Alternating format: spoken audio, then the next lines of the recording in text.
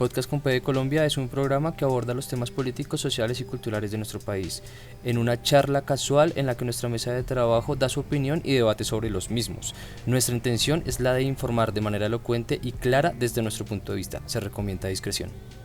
Yo creo que hay varias condiciones, ¿no? Uno tiene que interpretar ciertas formas. Primero, que si hay política buena y que si hay política mala. Eso ya es una forma de diferir con respecto a lo que decía Jason, porque hay que tener en cuenta que las condiciones sociales que se dan, especialmente desde lo político y especialmente desde lo que decía Aristóteles y Platón, especialmente Aristóteles con el son político, el animal político por naturaleza, establece qué es lo que se debe presentar dentro de las relaciones sociales, económicas y políticas, especialmente en lo que hablamos aquí. Listo.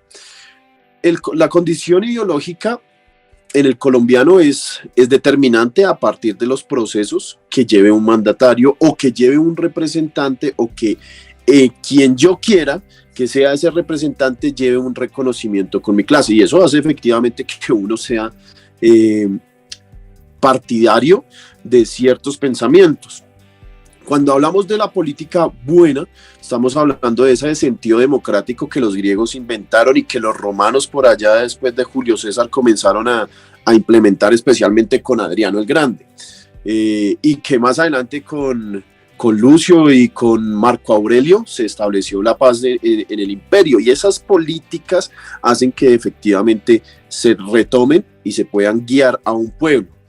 No vamos a decir que aquí en Colombia se pueden establecer las mismas condiciones que antes se tomaron, pero sí que a partir de Gustavo Petro, que hoy como tal se posesiona, genere un posible cambio que lleve a esas masas que buscaron ese cambio y que se sintieron identificados con las nuevas propuestas y que estaban cansados de aquellas formas ridículas, nefastas y en su posibilidad lo más desastroso, que suena un poco redundante, pero es que es así, desastroso en el término de que los ricos sean más ricos, los pobres sean más pobres y que si hay efectividad podamos quitar. Ahora, dentro de la ideología mala o la política mala, se ve representado en lo que tuvimos que conocer como la historia universal, dentro de lo que fue el fascismo, el nacionalsocialismo en Alemania, el totalitarismo,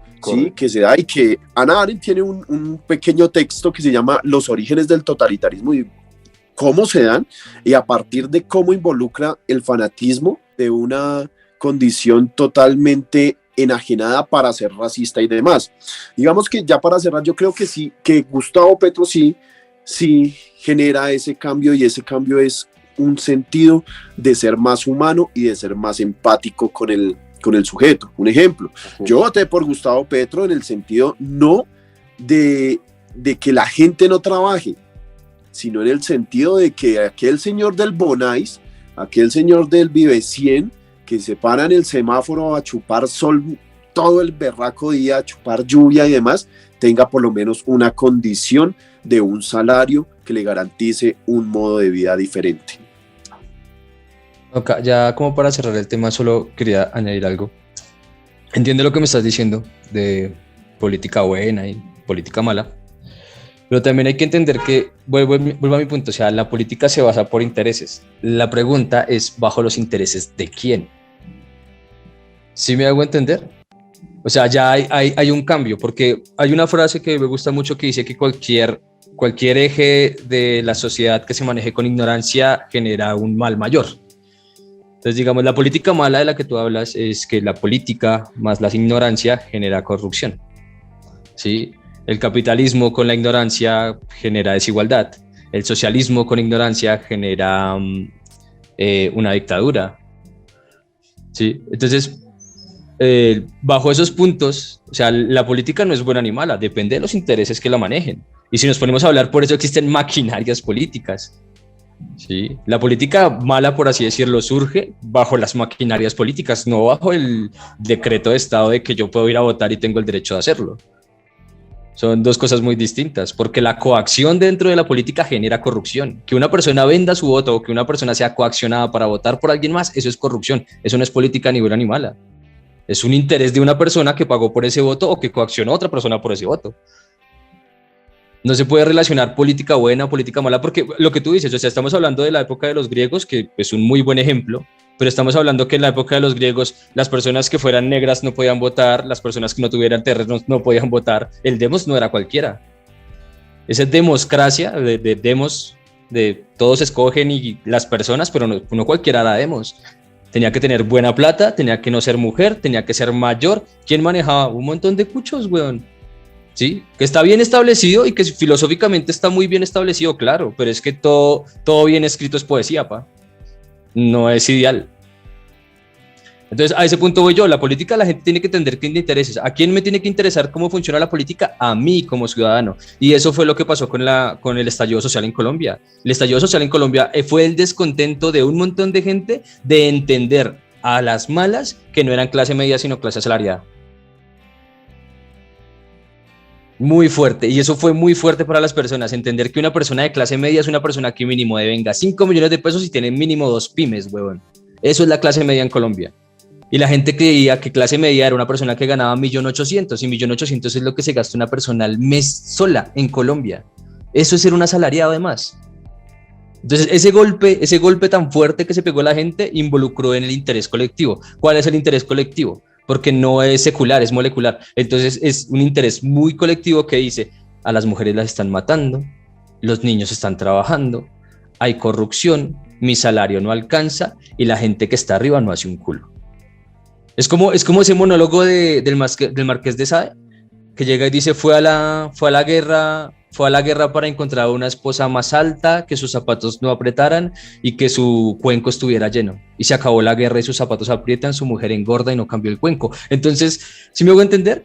Ese es mi punto, o sea, la revolución, empezando por ahí, uno no puede hacer un golpe de Estado en un país que supuestamente se cree democrático, huevón. La democracia implica aceptar los resultados, como vengan, huevón, y querer cambiar los resultados en el momento en que no funcionen. Por eso se llama democracia, porque es un montón de gente diciendo, hey, usted prometió esta mierda y no me está cumpliendo. ¿Sí? A ese punto voy yo con que la política no es buen animal, es de intereses, a la persona que le interese, pero depende también a quién le interese, porque si estamos hablando del 1% de un país, pues obvio nada más va a beneficiar un 1% y el resto a cagar ladrillos, bueno. Sí, sí, efectivamente eso es real, ¿sí? Pero frente a ahí yo voy a corregir dos cositas, porque en los griegos no había racismo y en los griegos no había el sentido fuerte como tal, en los romanos menos, porque los romanos vienen de aldeas donde no son blancos, pero bueno, esas son otras condiciones como tal que se nos salen del tema, ¿no? Sí, ok, entiendo. Los debatiremos y todo el cuento. Sí, efectivamente los intereses son, pero los intereses conllevan dentro de la ética a lo bueno y lo malo, y por ende a la política buena y a la política mala. Si no, Kant nunca se hubiese escribido esa berraca teoría trascendental de los valores y demás huevonadas que se inventó por allá en Alemania, y que eso nos da paso para hablar sobre otras cuestiones, sobre la ética política alemana implementada dentro del derecho como tal, y que creo que Daniel lo conoce mucho más, aquí en Colombia, ¿no? Derecho alemán y todas las cuestiones que se dan a partir de esa forma jurídica.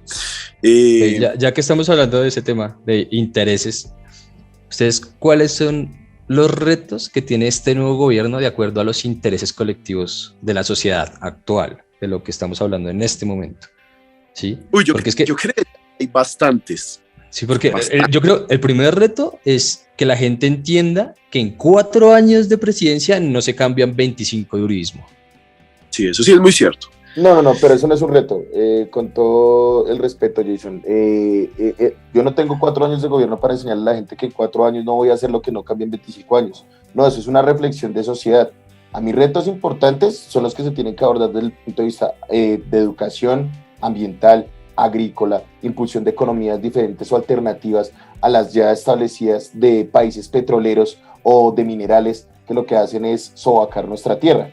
Entonces, lo que estás diciendo sí, es súper cierto, pero es más una reflexión como sociedad, pero como un reto de comunicarle a la sociedad que en 4 años porque yo como gobierno, y sin el fin de ser arbitrario ni autoritario, ¿yo qué le tengo que enseñar en 4 años a la sociedad? De venga, en 4 años no voy a cambiar el país. No, evidencio políticas de cambio, tanto de sociales, económicas, que ahorita es lo que está impactando fuerte en la sociedad colombiana, y ellos evidenciarán qué es lo que necesitan dentro de esos 4 años.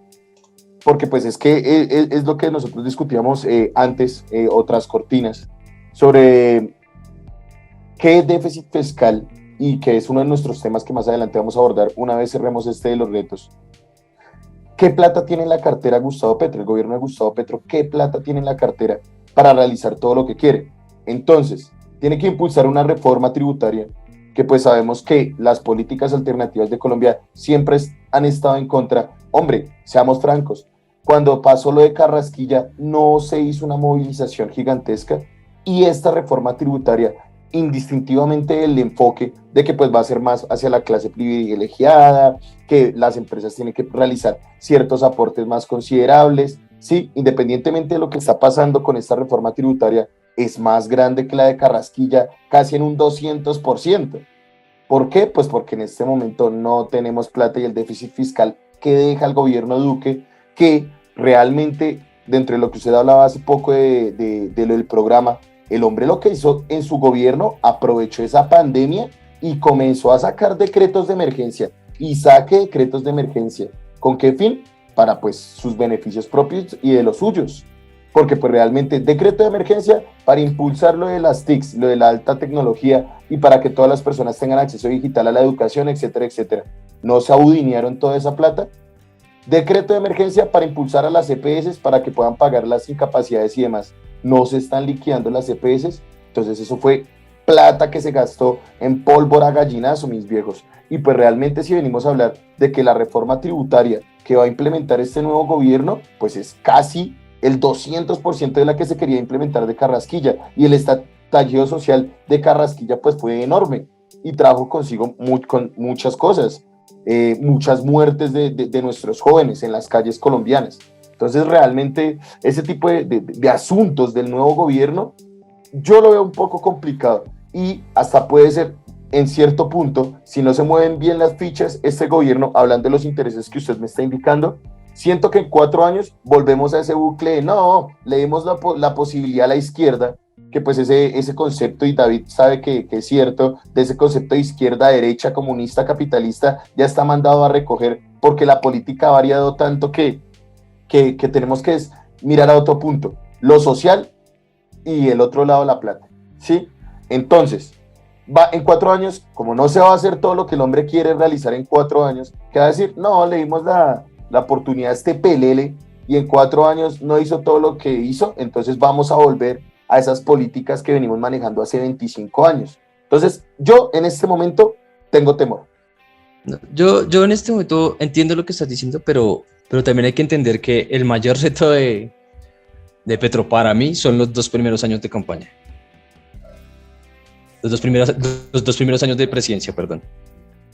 ¿Por qué? Porque en los 2 primeros años de presidencia el man tiene que formar un núcleo político para los siguientes otros 2. O sea, en este momento, digamos que el pacto histórico es fuerte, por así decirlo, pero no es la mayoría, weón. Estamos hablando de que fue o sea, es como una especie de como muñequito político muy raro, porque sí son muchos, pero no son tantos. Yo ¿Sí me hago entender? sí, con la alianza con el Partido Conservador y con el Partido Liberal. Y lo digo más que nada, y hay un ejemplo muy claro acá en Bogotá, que es la alcaldesa Claudia López. Los primeros 2 años de Claudia López fueron súper contestatarios con el Estado como tal. Y los segundos 2 años de Claudia López, el segundo periodo de Claudia López, fue muy hijo de puta para ella, porque se dio cuenta que la que manda, o los que mandan en Bogotá, no son los políticos, son los de las empresas grandes. A Claudia López más de una vez le dijeron como calladita, que es que eso no es así, chito. ¿Sí? O sea, los 2 primeros años, yo me acuerdo que Claudia le decía al presidente, no, es que hay que hacer las cosas bien. Por allá fue y pagó un montón de plata, por allá fue a darle un montón de maricadas, y en los otros 2 años le dijeron como, ¿cómo que está haciendo las cosas muy bien? No, cállese. Y eso fue el detrimento de como el contento social con Claudia López después de 2 años, o sea, fue muy fuerte. O sea, yo entiendo que la gente esté descontenta con la muchacha, porque la gestión de los últimos 2 años fue horrible, ¿sí? Pero también entiendo que no le quedaba de otra. O sea, bajo los estándares políticos de Bogotá como tal, que Bogotá no está endeudada como Medellín, a pesar de que Medellín se considere autosustentable. Medellín está muy endeudada, ¿sí? Pero bajo esos términos, Bogotá como tal, Bogotá siempre se ha presidido por empresas, no por políticos. O sea, estamos hablando de Volvo con Transmilenio, estamos hablando de las mismas losas de Transmilenio, estamos hablando de que la contaminación más grande de Bogotá no son los carros ya en pico y placa, la contaminación más grande de Bogotá es la industria que se maneja en Bosa. Toda la polución de Bogotá sale de Bosa y, no me acuerdo, hay otra parte. Y Puente Aranda. Toda esa parte sale de allá. Entonces, bajo esos términos, o sea, es muy complicado para Petro, haciendo un símil, es muy complicado para Petro que el man intente con la clase política tradicional no cambiar el país. Le toca o sea, él no puede excluir a la clase política tradicional. Y yo sé que me puede llover mucha mierda por lo que estoy diciendo, porque van a decir, pero con los zampones y que no sé qué, parce, no hay de otra. Por algo este man está de presidente del Congreso. No hay nadie más. No hay nadie más. Yo quiero que la gente se entere, porque pues es que también el juego de la política en nuestro país es totalmente diferente a un juego de política europea, ¿sí? Aquí, y mucho más en la estadounidense, que en la estadounidense son republicanos o son demócratas, ¿sí? Y aquí usted y yo no nos vamos a mezclar y punto. Así es. Colombia no. Colombia es muy diferente. Colombia es una política muy diversa, ¿sí? Muy parcherista. Y sí, exactamente. Ese es el sentido. El concepto real es parcherista, ser parchero, ¿sí? Yo necesito que usted esté aquí, pero no con el sentido de que vamos a enfrentarnos, sino que dialoguemos las posibilidades que se tienen para determinado proyecto. Y es así. Realmente es así. Si usted no tiene del lado la maquinaria, no se puede hacer nada, ¿sí? Y eso también le pasa a Chile, sí, le pasa también a Perú, especialmente con Boris. Boris trata de sacar una reforma, se la tumba al Congreso. ¿Por qué? Porque no tiene los aliados dentro de lo que es como tal la maquinaria que necesita. Entonces, no hay gobierno. Le pasa lo mismo que cuando Petro estuvo aquí de alcalde. Fue a hacer determinadas cosas y ¿qué le decía al consejo? No se puede. Ajá. Sí. Entonces hay unas condiciones y uno tiene que entender que el juego de la política en Colombia es totalmente diferente a otros países y que lastimosamente necesita. Eso, y ya poniendo el tema, eso sí era un problema con este otro man, con el que estaba de candidato de oposición de Petro en las elecciones. Era peligrosísimo ese man. Para mí, Rodolfo era muy peligroso, parce. Muy peligroso. Si hubiera quedado Rodolfo, igual lo que estaríamos hablando en este momento de Rodolfo y cómo putas le van a ver el culo al gobierno tradicional para hacer lo que él quería hacer. Porque sí, Rodolfo solo tenía una persona en el Congreso, estamos hablando de una persona en el Congreso y ya. Y bajo eso tendría que haber hecho alianzas con uribistas y con conservadores y con liberales y ya. Y entonces le hubiera pasado lo mismo que le pasó a Duque, que por deber mucho favor político terminó regalando lo que no debía, weón. ¿Sí? Uh-huh. Eso fue lo que le pasó a Duque. Duque yo creo que tiene un montón de aduladores dentro de la Casa de Nariño, o tuvo un montón de aduladores dentro de la Casa de Nariño, que el man de cierta manera se hizo el ciego de acuerdo a las adulaciones. No, es que usted arregló la pandemia en un momentico. No, es que usted prometió un montón de casas en San Andrés. ¿Cuáles casas, weón? ¿Cuáles casas? El man nunca hizo nada. ¿Sí? ¿Cuáles casas, marica? ¿Sí? O sea, estamos hablando de un país donde la Casa de Nariño tenía un cartel de contratación con matrimonios amigos de la Casa de Nariño. ¿Sí? Estamos hablando de que se robaron una parejita se robaron 28 mil millones de pesos, güey. 28 mil, o sea, eso son muchas escuelas, marica. Y la China, y creo que el único antecedente laboral que tenía la nena era haber sido administradora de un banco de Bogotá. para después manejar 28.000 millones de pesos del erario público, parce, eso es una estupidez. Eso no se genera sino por corrupción.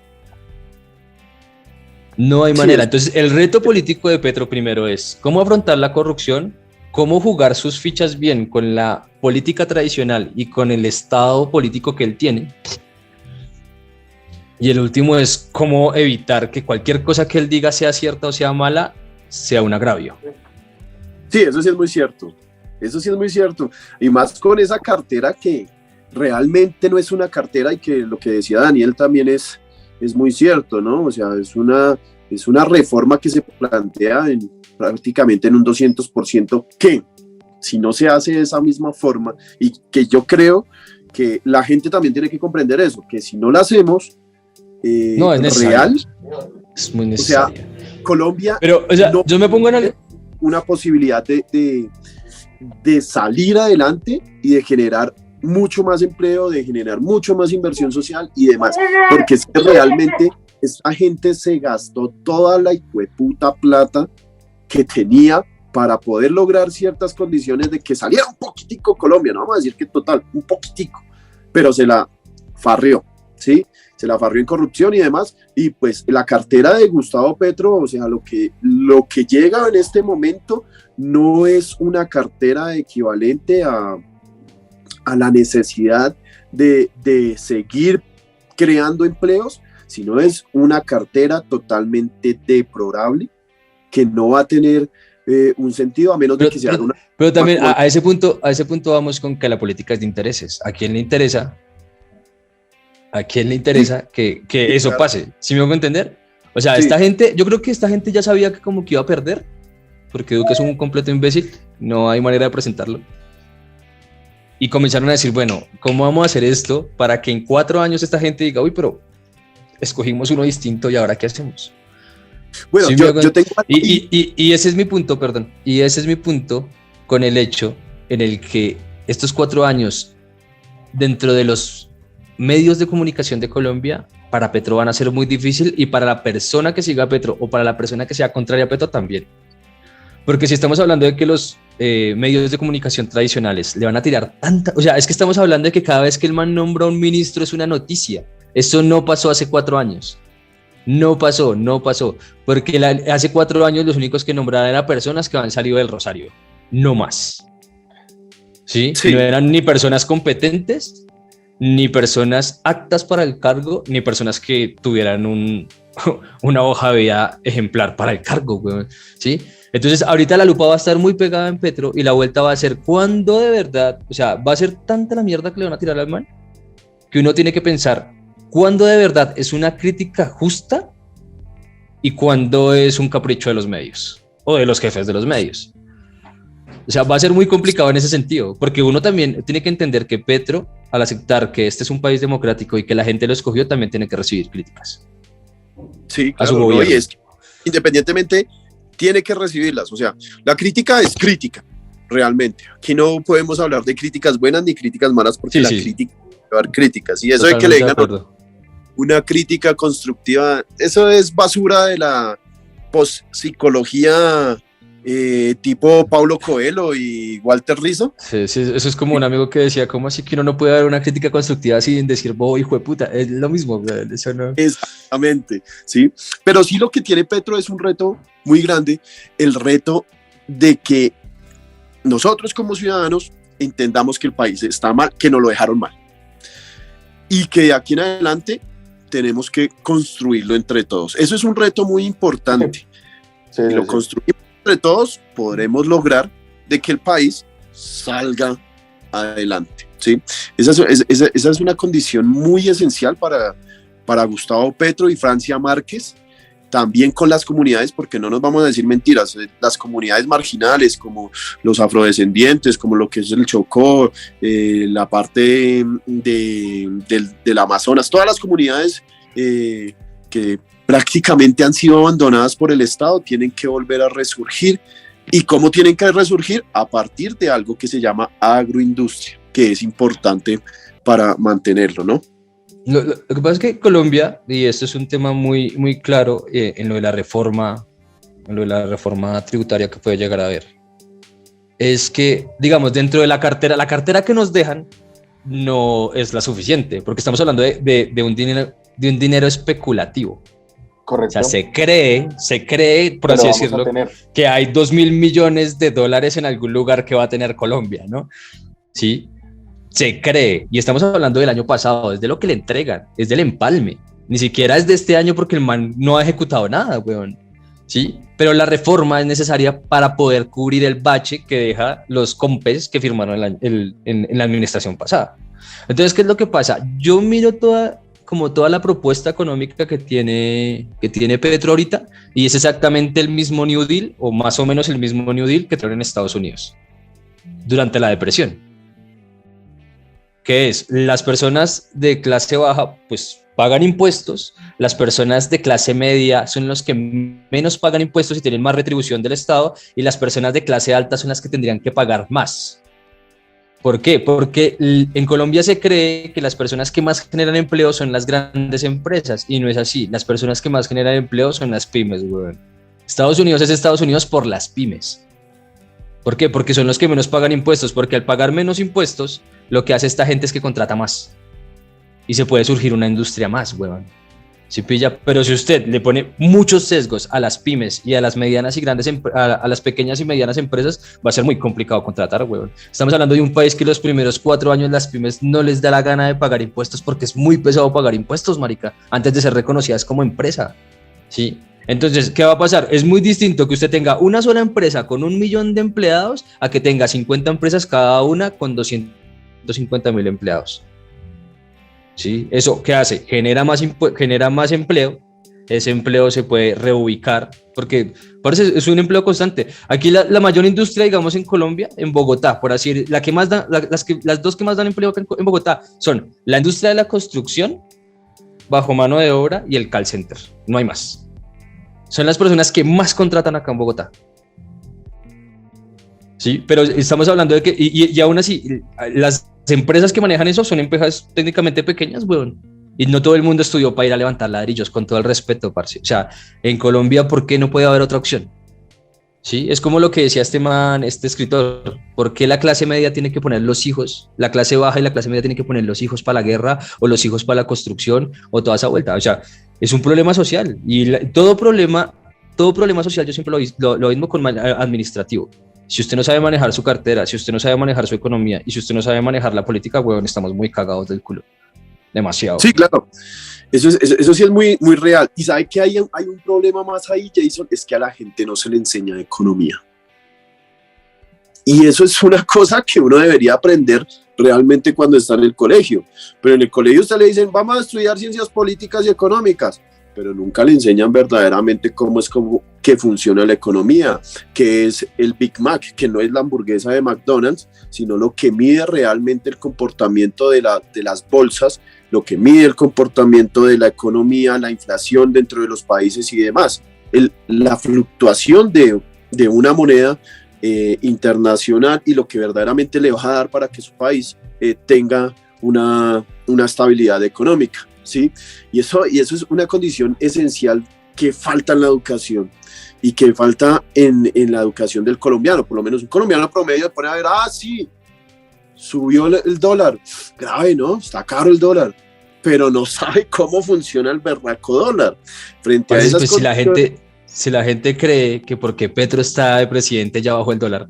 O sea, un país en la mierda, con muy pequeña producción industrial, para ellos creen que eso genera una baja en el dólar. O sea, a eso me refiero yo con síndrome de isla, parce. Es como creer que nada más existe Venezuela, Perú, Estados Unidos y México, weón. No existen más países en el mundo.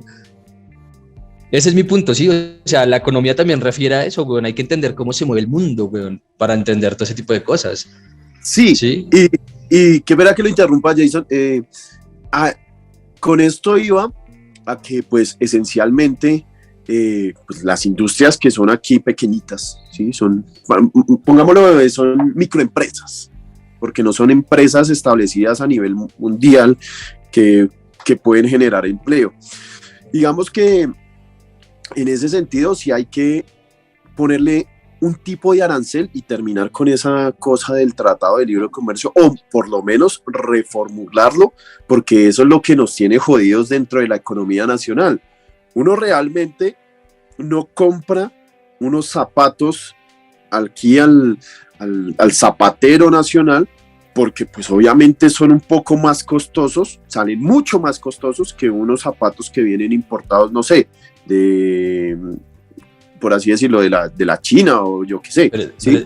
Pero es que el bache legal de China es muy fuerte, weón, como para competirle industrialmente, weón. O sea, estamos hablando de una gente que no paga impuestos sobre fábrica porque tienen un buque pasando 6 meses o sea, salen con manufactura, ¿cómo es? Salen con insumo allá, llegan con manufactura acá. ¿Por qué? Porque en el buque los van cosiendo, weón. Y como hay un bache legal en el que ellos no pagan, solo pagan sueldos, weón. No tienen que pagar impuestos de la fábrica que está construyendo porque en mar abierto no existen reglas, weón.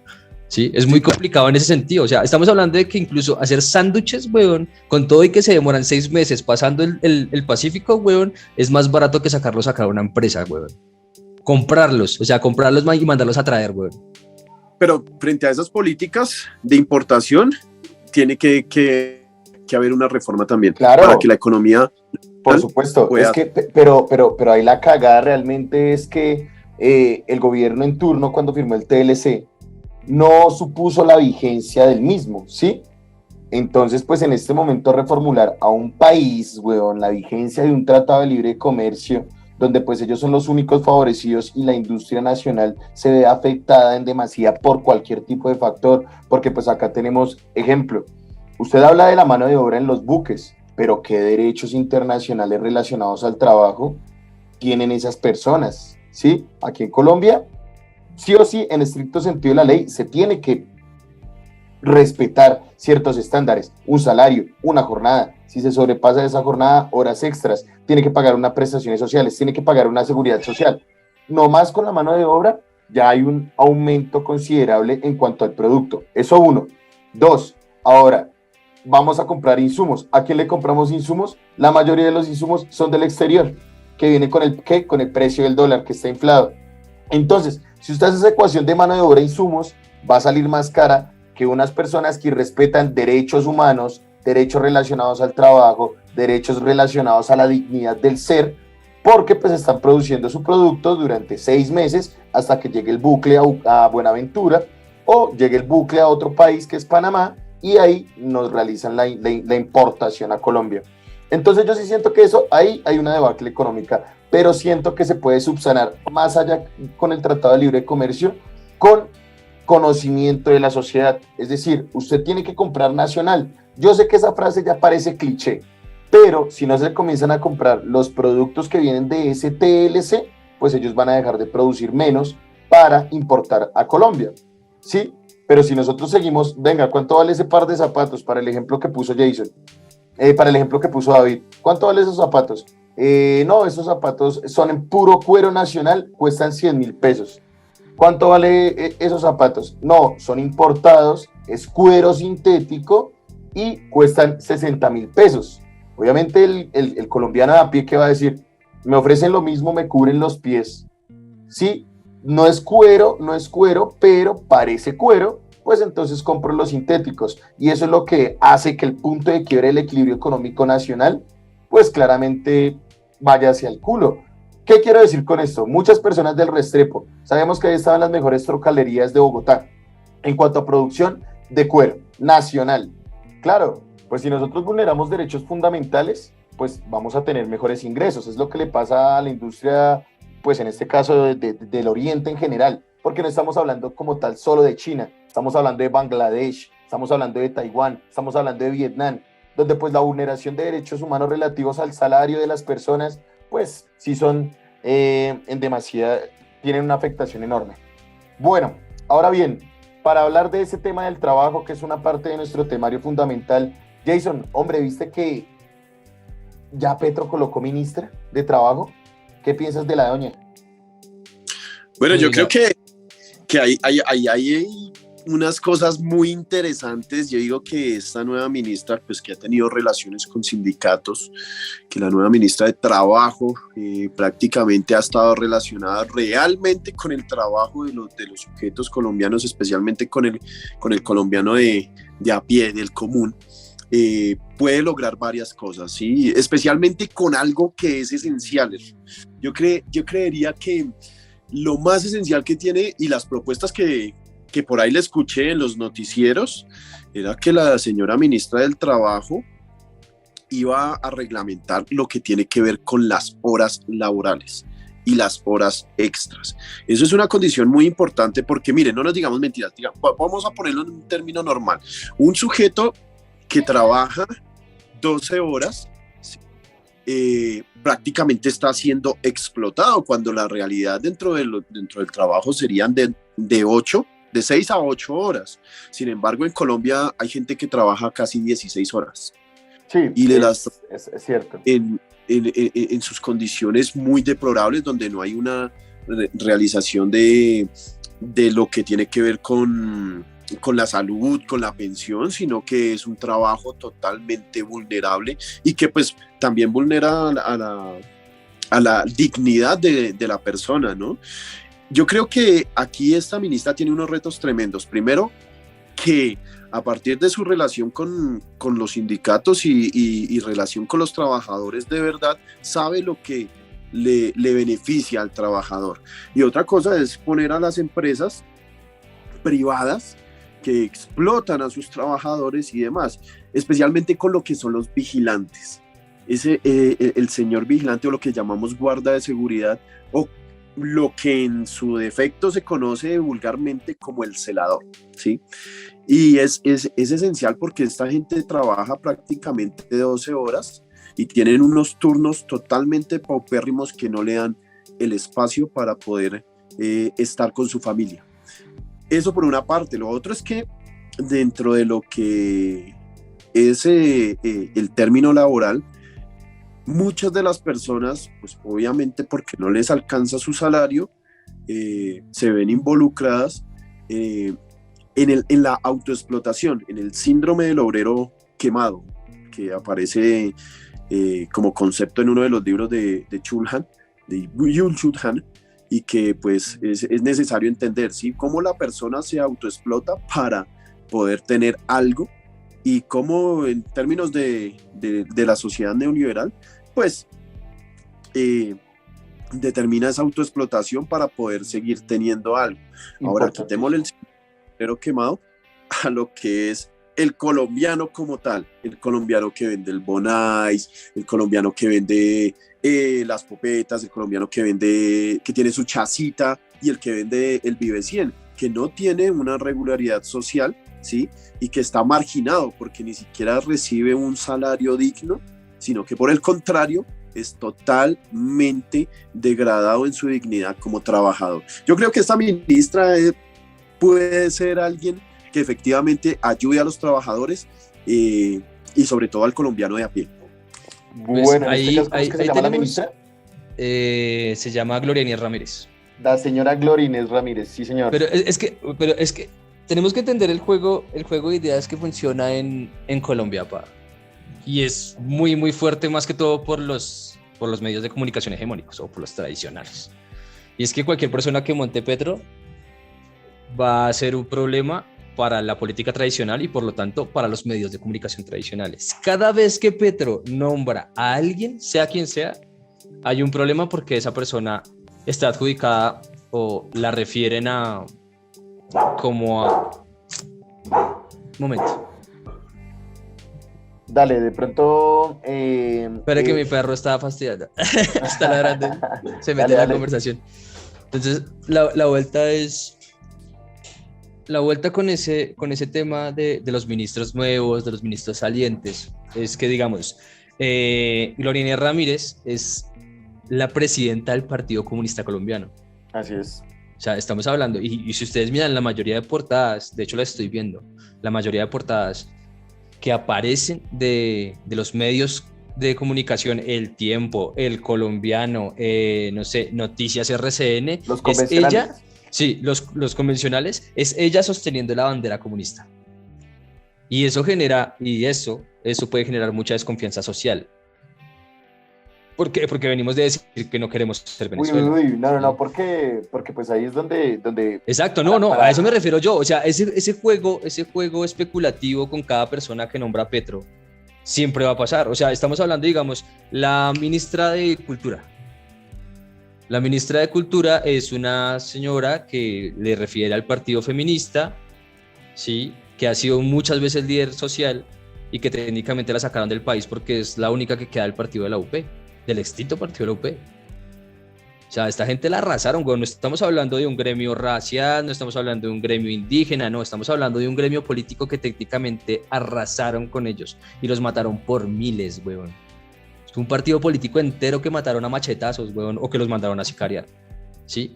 Y mucha gente lo que hace es que dice, no, la nueva ministra de Cultura es una socialista. Y después ponen a Gloria Inés y también van a decir, no, es que la nueva ministra de Trabajo es una, pero es una señora que estuvo al lado de la ley contra el feminicidio, si no estoy mal, y es una líder social muy áspera, weón, en cuestión de lo que son los derechos laborales. ¿Sí? Eso es lo que rescato. Por ejemplo, David, ¿Sí? hombre, O sea, marica, en lo que usted dijo de la jornada laboral, tenemos que estar muy pendientes y pues para nuestros escuchantes, oyentes, recuerden que la jornada laboral va a ser modificada de 48 horas a 42 horas. Esto pues va a ser un aliciente para muchas familias colombianas. Es más, si me lo preguntan a mí, hasta el transporte público, como en algunos países, debe ser remunerado. Es decir, desde que yo me subo al bus a ir a la empresa, porque muchas personas... O sea, es que, entiéndeme algo, Daniel, yo no estoy estigmatizando a los ministros por su proceder. Estoy diciendo el tipo de estigma que les están poniendo por su proceder. No, ¿sí? Tu comentario. Y entonces hay que entender, y cada vez que, ese es mi punto, cada vez que Petro monta un ministro, para los medios tradicionales colombianos es el enemigo de alguien más. Entonces apareció el ministro de Defensa y más de un medio, el enemigo de los militares tradicionales, de una, huevón. Eso fue sin Agüero. Después apareció la ministra de Cultura, no, es que ella fue la que estuvo en las marchas y la que aprobó la primera línea. O sea, eso es callo. A ese punto me refiero yo, que esta presidencia de Petro va a ser muy difícil saber cuándo es una crítica y cuándo es una crítica, sí, y cuándo es un estigma. ¿Sí me voy a entender? Correcto. No, sí, de por sí, para rescatar de pronto las palabras de Salvador Allende, no son los medios de comunicación, sino los miedos de comunicación, porque pues lo que hacen es explotar ese miedo de la gente. Pero pues para retornar, de pronto que está fresquito, tú que estás hablando de los ministros, eso es reciente, acaba de salir del horno Néstor Osuna, nuevo ministro de Justicia de Gustavo Petro. Osuna, ojo que no es el de los ojitos claros, sino es un man muy competente, que pues también tiene unos retos interesantes que vamos a ver más adelante. Del trabajo, en serio, tengamos en cuenta que la jornada laboral va a verse modificada para que nuestros trabajos, y pues en este caso los grandes capitalistas de Colombia, dejen de meternos el dedo en el culo, señores. La jornada va a ser distinta y pues en este caso las horas extras puede que aumenten, que de ahí es donde rescato lo que dice David del reto de la jornada laboral. Ahora bien, Jason, mi hermano, ¿tú qué piensas de la terciarización? ¿Qué va a pasar con las temporales, esas figuras de outsourcing, esa basura de prestación de servicios? ¿Qué crees que suceda? Lo que pasa es que las temporales, volvemos a mucho, las temporales es un bache legal. ¿Sí? Si las temporales es decirle a una empresa, usted quiere pagar impuestos por tal y tal cosa, pero lo que pasa es que usted, de acuerdo a la cantidad de personas que devenga, me tiene que pagar tantos impuestos. O sea, es lo que yo entiendo. ¿Sí? Si usted tiene digamos, si usted tiene 50 personas en su empresa, le vale tanto el impuesto por tener a esas 50 personas. Pero cuando usted terceriza, lo que está haciendo es que una empresa más pequeña contrate un montón de personas. Y no estamos hablando de para una o dos empresas, para cientos, weón. O sea, una sola temporal mínimo maneja 50 empresas grandes. Y entonces, ¿qué es lo que pasa? La que paga no es la temporal. La que paga es la empresa, pero la empresa... Haga de cuenta, es como si yo le digo, usted vamos a comprar este carrito, ¿sí? Y lo vamos a comprar entre 5. Es más fácil pagar entre 5 el carro, ¿verdad? Pero lo que pasa es que lo que hacen las temporales es decirle, bueno, yo voy a pagar el impuesto a esta vuelta y lo que ustedes van a hacer es pasarme la plática. y van a pagarme un porcentaje porque pues igual yo estoy poniendo mi cara para que ustedes no paguen tanto. O sea, es un bache legal súper raro porque la tercerización, David, la tercerización hacer existe. temporales. La tercerización existe, o sea, es un chanchullo muy fuerte, pero aún así genera empleo. Así O sea, es un mal muy necesario, weón. Demasiado favor, necesario. Es importante rescatar Entonces, esa situación. la vuelta con la tercerización no es que se vayan, weón. Es regularla más, marica. ¿Sí me hago entender? David, Sí, ¿qué claro. piensas ahí? Sí. Yo creo que sí, efectivamente con esa cosa de la tercerización, sí es necesario regularla. ¿Por qué? Porque de igual forma está generando empleos, digamos que no son empleos realmente que son indefinidos, ¿sí? O sea, que usted va a tener un contrato indefinido, sino que usted tiene efectivamente, como se llama, temporal, una temporada para pues poder trabajar y poder solventar ciertas necesidades. Sin embargo, hay que regularlas en el sentido de todo lo que puede ser como la dignificación del salario y de la persona, ¿sí? Del empleo como tal, y porque realmente se necesita. Digamos que esos contratos de prestación de servicio que me parecen una mierda completa, ¿sí? Completamente.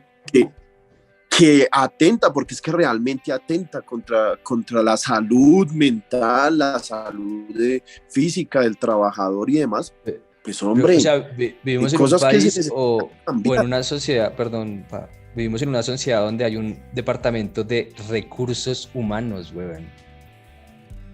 O sea, Yo para creo mí, que ¿usted sabe lo denigrante que suena eso de recursos humanos? Como si uno fuera un piro en un anaquel y lo levantaran y tome, vea, aquí tiene, señora alquería, su conductor. Suena súper fuerte, weón. ¿Sí me hago entender? O sea, digamos, eso que pasa con lo de la jornada laboral, que van a reducir el tiempo, ¿eso es bajo qué condiciones? No, pues es Bueno, que en este momento en Colombia, sin embargo, David, encierra que siento que estás llegando a un punto importante que quiero tocar Uy, ahorita sí, en mi perdón, intervención. perdón cortártelo así, sí. sí, no hay problema. Lo último que quería decir es que yo iba para allá con la reducción de la jornada laboral, ¿sí? Que me parece muy importante porque es que realmente nos acostumbramos simplemente a ser explotados, a dejarnos explotar y a seguir autoexplotándonos para eso, sin tener un derecho a una recreación y demás, aunque tengamos una caja de compensación que nos diga, oiga, ya que yo tengo tantas cosas para que usted haga en su tiempo libre, pero el día en que el trabajador trabaja prácticamente, valga la redundancia, de 6 de la mañana a 6 de la tarde, son 12 horas, ¿sí? Y que tras del hecho salga bien cansado, y el único día que tenga para descansar no lo va a utilizar para irse a un curso de natación, como muchísimas otras partes que tienen un mejor salario lo puedan hacer. Pues, Esas condiciones tienen que mirarse porque realmente la gente pierde la vida trabajando. Así es. Y trabaja y que, trabaja. en Colombia tenemos un problema y es ese eufemismo de trabajador o asalariado. O sea, a ese punto iba yo. O sea, hay un departamento de recursos humanos y hay una empresa que paga el salario mínimo. O sea, es lo mínimo que le pagan a una persona por su esfuerzo. O sea, suena súper, o sea, para mí en lo personal, suena súper fuerte. ¿Cómo se llama? Salario, huevón. Sin importar que sea salario. Si mira, la gente, hay algo que no entiende en Colombia y es algo que yo siempre le digo a mis compañeros. Si nosotros quitáramos todos los festivos colombianos, trabajaríamos 5 horas a la semana, huevón. Porque se completarían todas las horas del año, huevón. Si quitamos todos los festivos del año y la gente, yo le digo, y usted, digamos, llegó a las 6 de la mañana y se fue a la 1 de la tarde. Tiene medio día para hacer lo que se dé la puta gana, para estar con su hijo. Ahí sí funcionaría lo que usted está diciendo. No, yo discrepo Tenemos un medio poco, día Jay. para alargarnos, para no sé qué. Parece, y suena muy fea la comparación. En Europa no somos Europa, yo entiendo, nos falta mucho para llegar a Europa, no somos Suecia. Sí, nos falta mucho. Pero en Europa pasa eso, weón. La gente trabaja 5 horas, llega a las 6 de la mañana a su trabajo, se va a la 1. ¿Qué hace después de mediodía? Ir a recoger a sus hijos. Y aún así, porque el Estado, cuando usted tiene un hijo, le paga una niñera, weón. Estamos hablando de que la gente prefiere tener plata que tiempo, weón. Bueno, lo que sucede con los festivos, para la teoría de los festivos, Jay, yo sí discrepo contigo porque es que no solamente hay que ver como tal la jornada laboral como trabajo, sino de pronto, ya usted hablando de los festivos, ¿en qué impulsa nuestra economía? Turismo. En este caso, pues también todo lo que tiene que ver con movilizaciones a otros municipios, la economía de esos municipios. Vamos a hablar normal de Cundinamarca. ¿sí? Hay un festivo, ¿qué sucede con ese festivo? Chinauta, Melgar, Girardot, por el otro lado está La Vega, Villeta, Guaduas, por el otro Pero, lado y yo resalto mi punto bajo los términos que tú me dices. Si una persona tiene medio día libre, ¿no se puede largar una tarde para algún No, pueblo? no es lo mismo porque tú tienes que acomodar esa a la situación actual del país.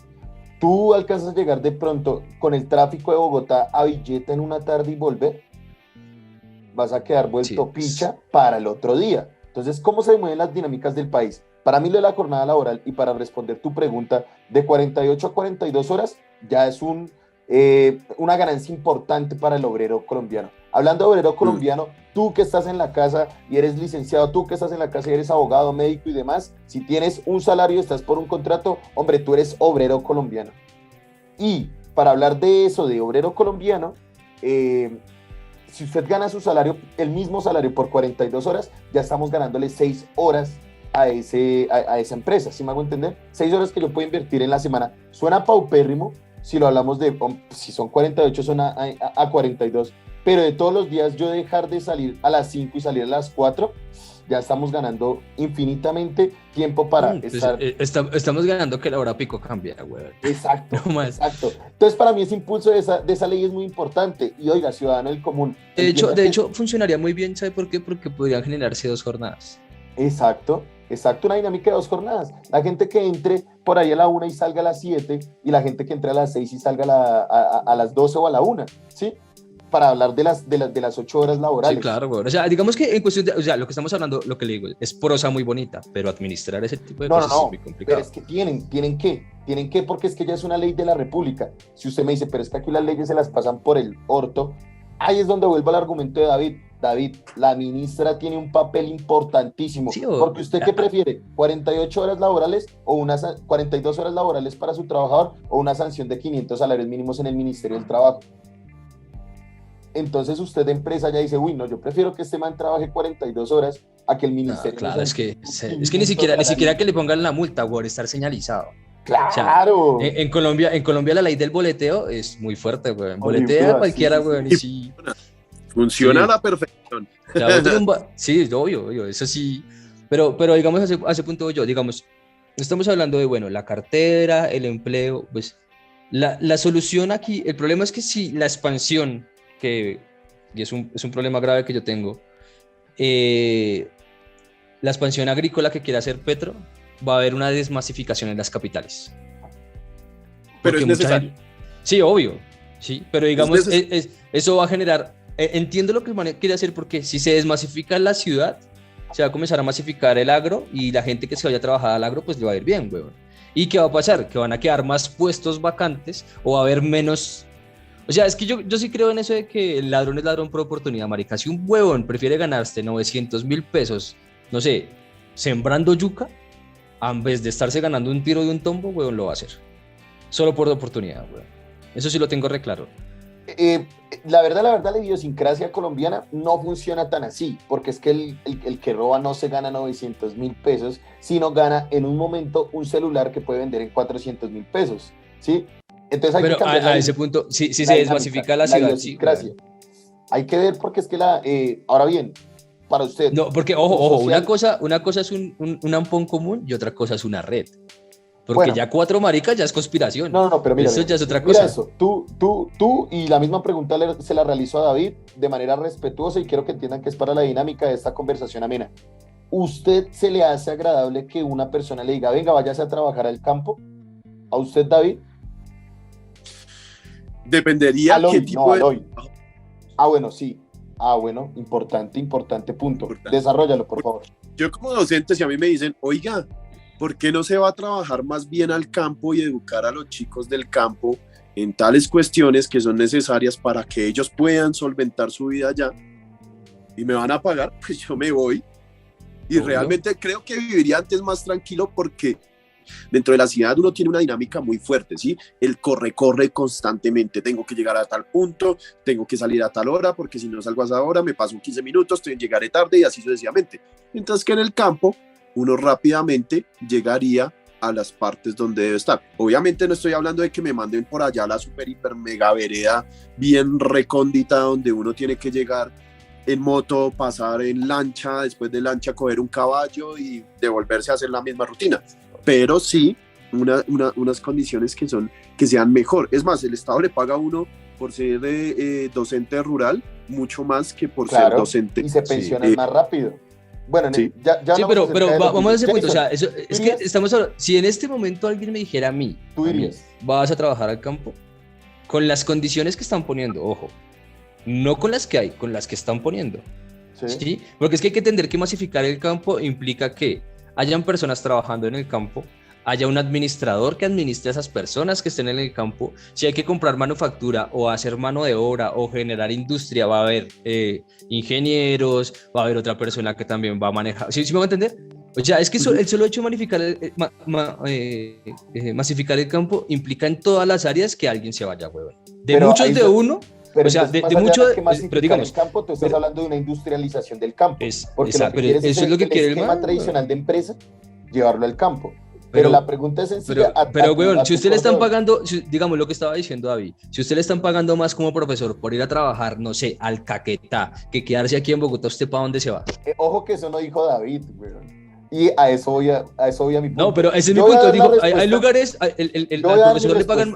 Yo, la verdad, el Caquetá no queda en el campo, el Caquetá no queda en la mierda, el Caquetá no es un lugar. Por eso. Pero bueno, David no dijo eso. David limitó su cambio al campo. Bueno, listo. Digamos que malentendió algo. Pero digamos, es como, digamos, a las personas del campo, weón. Mi tío ha ido 4 veces a España por parte del SENA, porque le dicen, vaya a España a cultivar uva y vuelven 2 años. Y llega con euros, weón. Claro, mi punto es que bajo las condiciones correctas es obvio que más de una persona se va a ir. Entonces, para hacer un promedio que alguien llegue a Bogotá y diga, tengo un proyecto económico para 400 personas, ¿quién se quiere ir? Y la persona que se quiera ir gane bien, weón, eso va a generar, o sea, fuera de muchas cosas, el chisme genera mucha producción, weón. Aparte, están pagando re bien por ir hasta tal lado y que no sé qué. Desde que no aparece con las botas al revés, ¿no? Sí, obvio, weón. Obvio, man. Sí. Total. Ojo con esas propuestas. No, pues depende. Usted pregunta, usted antes de que pase eso, usted llega y le dice al man como, venga, usted es uribista y ya listo. Todo bien.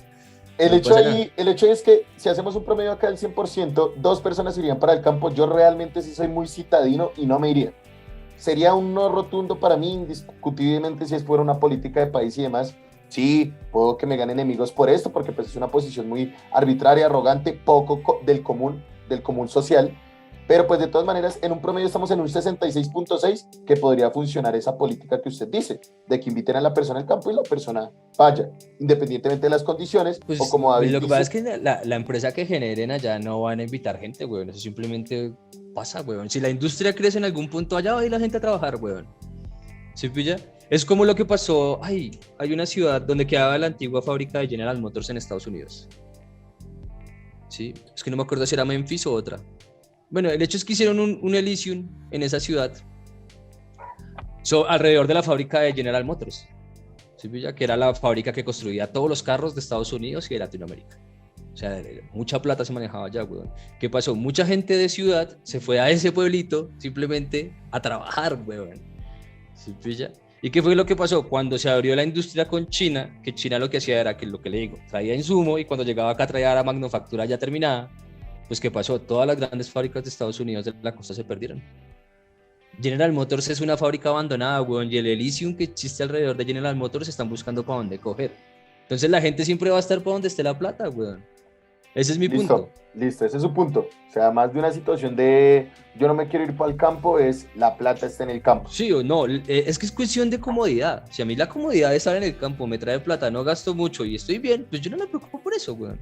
Sí, lo que le digo a todo el mundo, es más fácil estar tranquilo. Entonces, campo sí, pero condicionado. Con condiciones.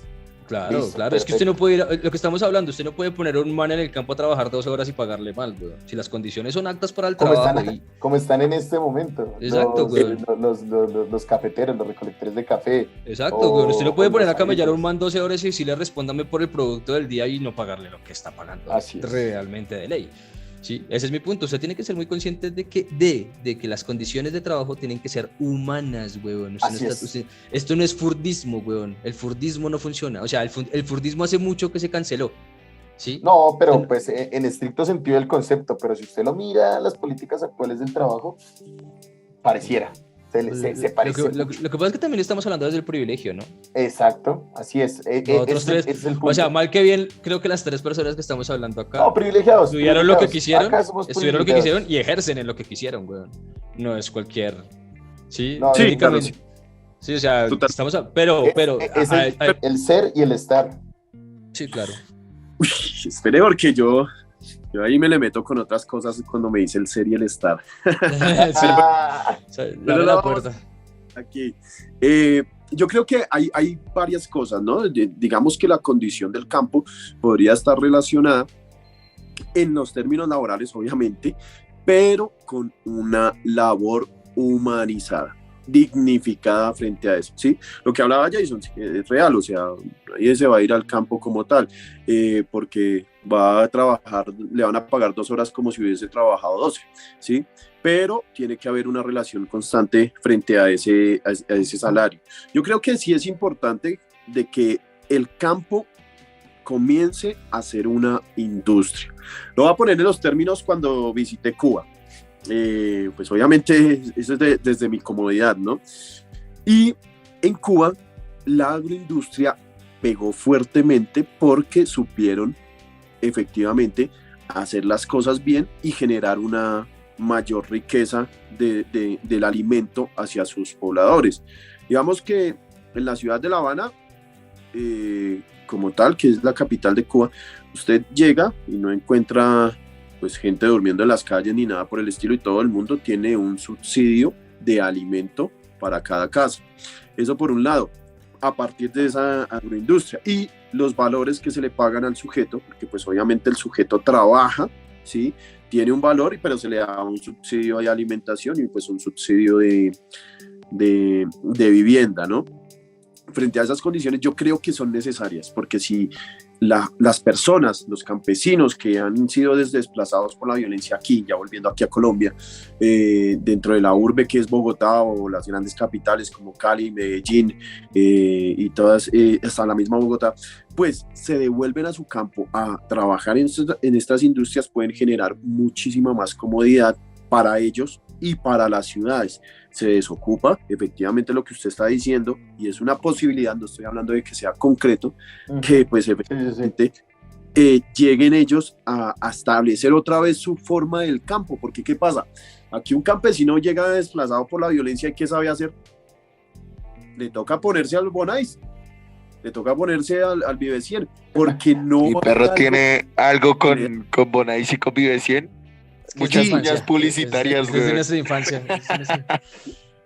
Es que a mí me rayan esos hijueputas porque esos hijueputas se aprovechan de la fuerza de trabajo del pobre trabajador, valga la redundancia. Rappi hace exactamente lo mismo, güey. Rappi también hace lo mismo y lo hace lo mismo con los venezolanos que están aquí. Bueno, es más, pero vamos a hacer ahí un paréntesis, dejamos esto como una sesión independiente de formas de trabajo en Colombia. sí, No, total. ya hablando de ese tema. Espera, yo quiero terminar. Ya para terminar con este sentido, pues obviamente ya hay una dignificación dentro del campo y la ciudad para lo que es el trabajador. Y eso sí es muy esencial.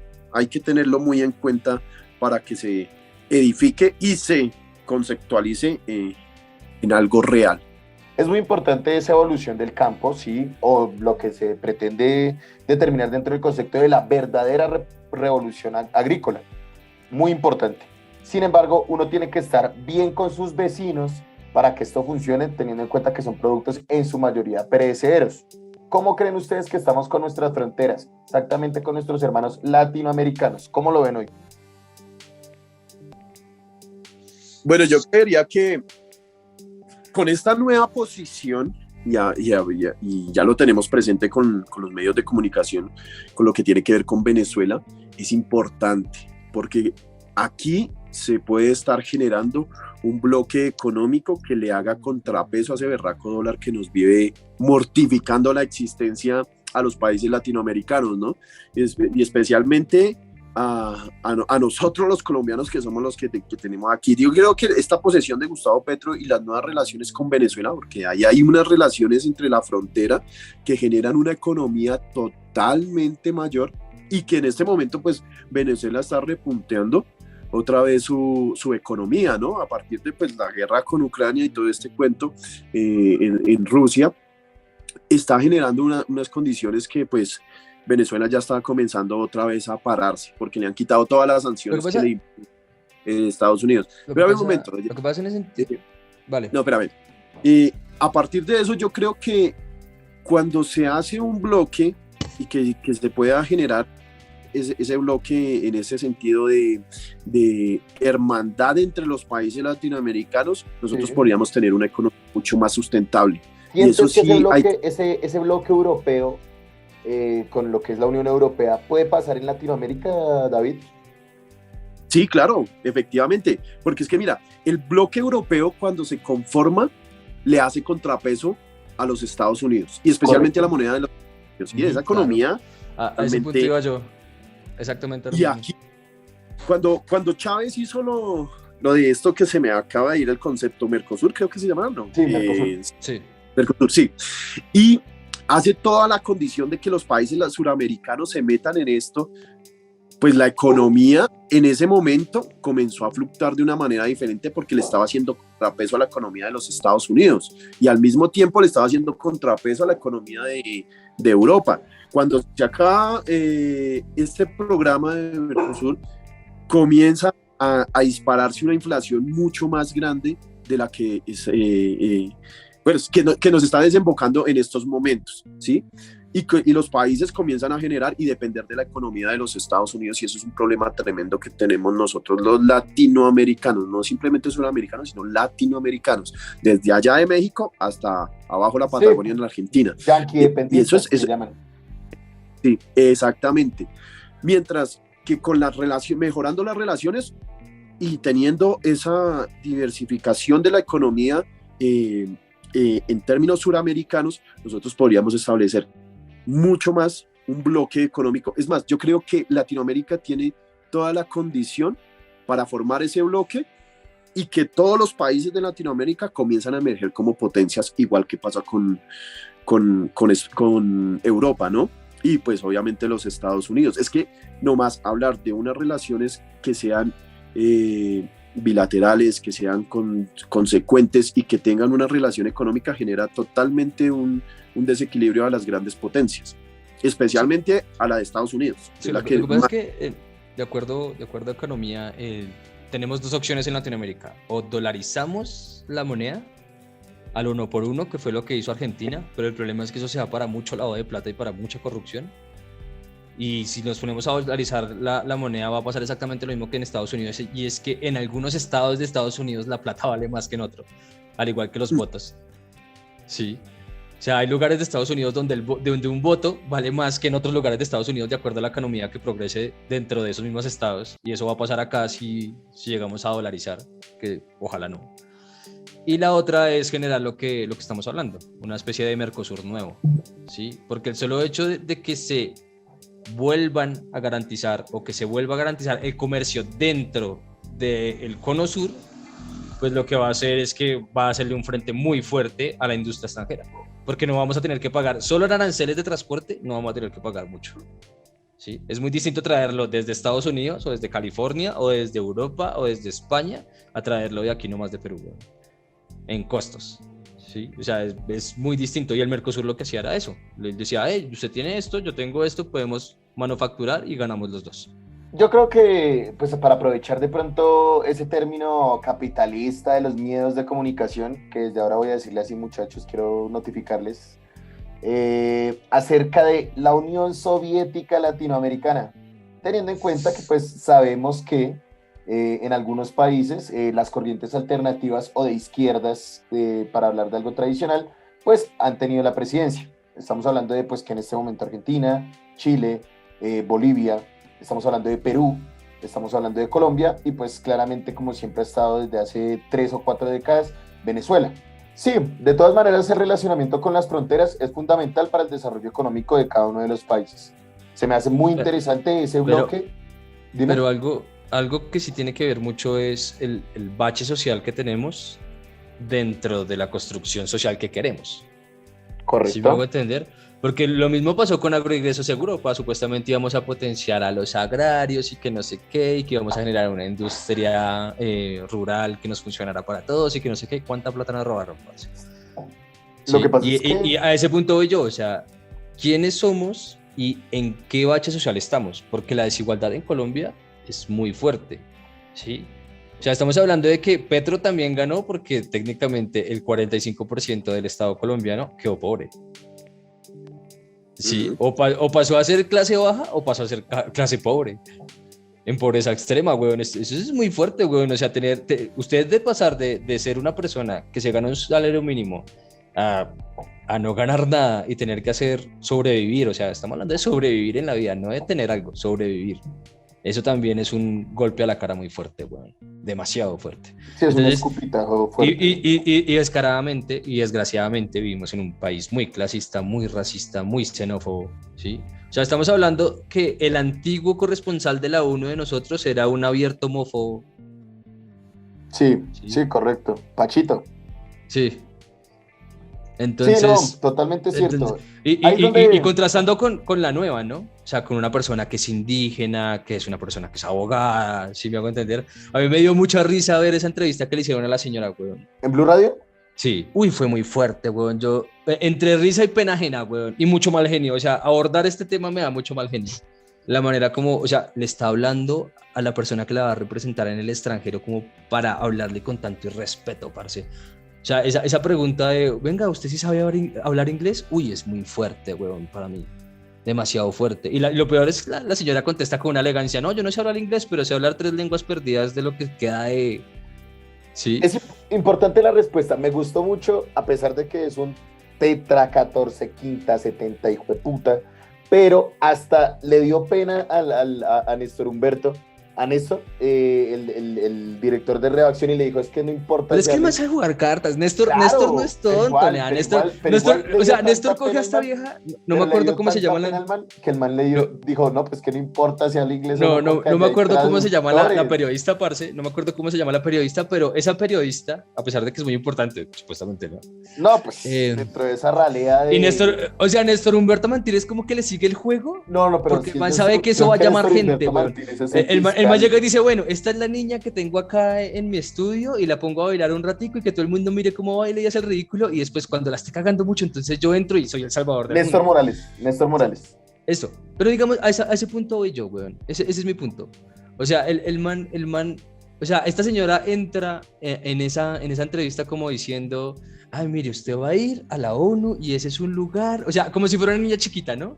Como usted va a ir a un lugar donde todo el mundo es bueno y la van a tratar muy bien. O sea, le faltó hablarle así, weón, en serio. Y entonces entra este otro man a decirle, no, venga, mis señoras, lo que pasa aquí es que ustedes no entienden, pero ya llegué yo a explicarles. Y esa dinámica de los medios tradicionales colombianos es muy grosera, weón. Demasiado sí, grosera. Eso es grosero, eso es gamín. Eso es ser uno gamín, weón. Cuando no tiene la... Sí, entonces, en ese punto de diferencia de clases estamos, donde una persona que tiene un poco de privilegio, o que tiene mucho privilegio, o que nació privilegiado, puede sentirse en la decisión absoluta de decirle a otra persona, mira, tú no eres como yo, pero yo te voy a explicar cómo es el mundo en el que tú estás. Correcto. Sí, así es, que se siente con esa de explicarle. Tengo esa facultad de explicarle. Sí, como yo sí he viajado, tú no. No tiene mi yo color. Sí he viajado, yo sí.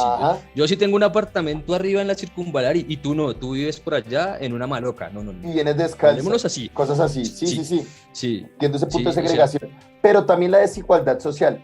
Para colocar un punto de comparación, porque tal vez la gente no comprende mucho.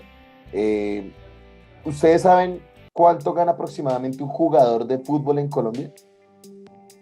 No, yo al fútbol poco, pero... Más o menos, la última vez que escuché era que estaban hablando por un contrato de un chico del Nacional, $1 millón anuales. $1 millón anuales serían 3.000 millones. Puede darse ese escenario. Porque, por ejemplo, Teófilo Gutiérrez, cuando estaba en el Junior, yo sé que no hablamos de fútbol, sino tal vez para ver la desigualdad social. El man ganaba 210 millones de pesos por mes. Quiere decir que 210 personas que ganan el salario mínimo abarcan el sueldo de ese hombre en ese momento. Ahora bien, estamos hablando de ese man. ¿Cuántos jugadores hay en Colombia con similares características? Ese tipo de desigualdad social. Pero es que, o sea, el bache social también, o sea, no tenemos que ir muy lejos, weón. El Congreso, una persona del Congreso mínimo se está ganando 37 millones de pesos. No, pero bueno, pero ahí va el punto, Sí, estoy de acuerdo contigo, un congresista gana 37 millones de pesos, pero se ve tanta la desigualdad de 1 millón a 37 millones a 1 millón a 210 millones de pesos. Pero es que es muy distinto. Parce, para mí los congresistas es muy son la distinto, clase es muy distinto. política, son La una clase política diferente, pero no son la clase social. No, una cosa es la clase política y otra cosa es la clase social. Correcto, estamos de acuerdo. Empezando porque a un jugador de fútbol, yo no sé de fútbol, pero sí entiendo cómo funciona el espectáculo del fútbol. ¿Sí? ¿Y qué es lo que pasa? A un jugador de fútbol le pagan porque llena un estadio y haga goles.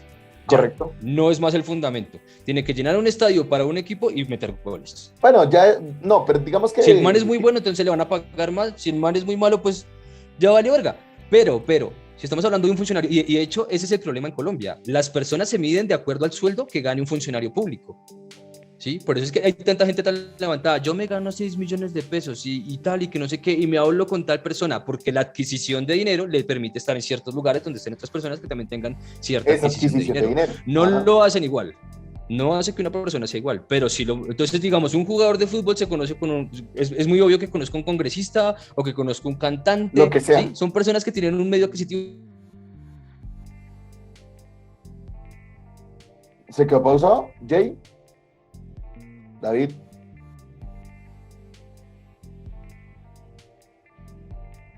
...34 veces menos que usted, huevón. Eso es obvio. Sí, ese es mi punto. O sea, usted no, la diferencia social política se refiere a que las personas creen que entre más ganan, más importantes son. Y estamos hablando de una persona, no sé, un influencer como la Liendra, que se gana una millonada por hacer una estupidez. Y ese no es el caso porque, digamos, yo me abstengo mucho a hablar de ese tema de redes sociales y que no sé qué, porque, pues, parce, yo no decidí ser eso.